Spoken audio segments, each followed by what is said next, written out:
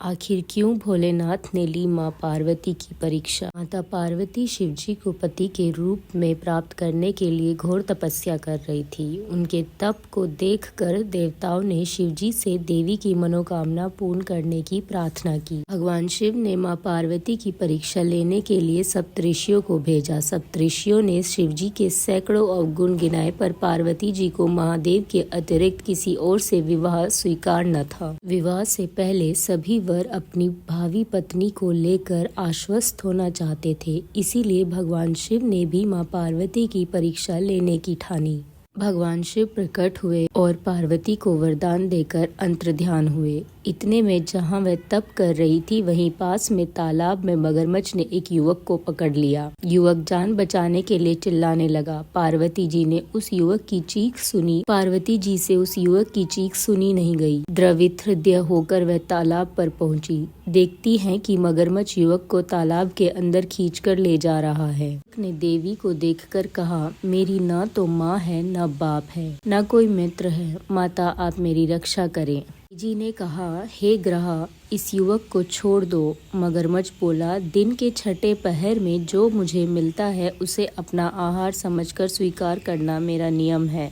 ब्रह्मदेव ने दिन के छठे पहर इस युवक को भेजा है, मैं इसे क्यों छोड़ूं? पार्वती जी ने विनती की, तुम इसे छोड़ दो, बदले में तुम्हें जो चाहिए वह मुझसे कहो। मगरमच्छ बोला, एक ही शर्त पर मैं इसे छोड़ सकता हूँ। आपने तप करके महादेव जी से जो वरदान लिया, यदि उस तप का फल आप मुझे दे दोगी तो मैं इसे छोड़ दूंगा। पार्वती जी तैयार हो गई। उन्होंने कहा, मैं अपने तप का फल तुम्हें देने को तैयार हूँ, किंतु तुम इस बालक को छोड़ दो। मगरमच्छ ने समझाया, सोच लो देवी, जोश में आकर संकल्प मत करो। हजारों वर्षों तक जैसा तप किया है वह देवताओं के लिए भी संभव नहीं है। उसका सारा फल इस बालक के प्राणों के बदले चला जाएगा।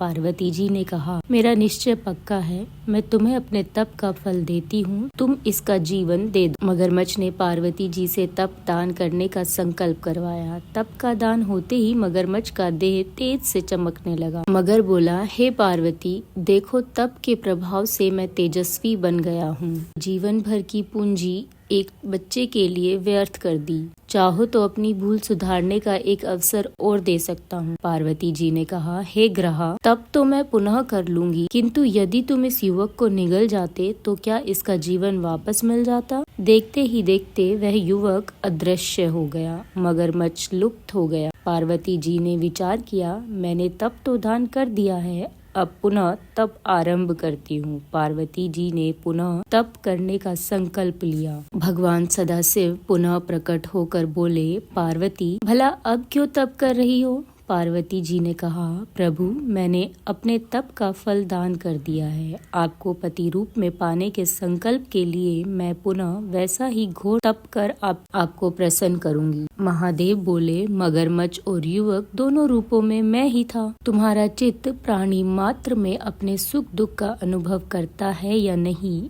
इसकी परीक्षा लेने के लिए मैंने यह लीला रची थी। अनेक रूपों में दिखने वाला मैं एक ही हूँ। मैं अनेक शरीरों से अलग निर्विकार हूँ। तुमने अपना तप मुझे ही दिया है, इसीलिए अब और तप करने की आवश्यकता नहीं।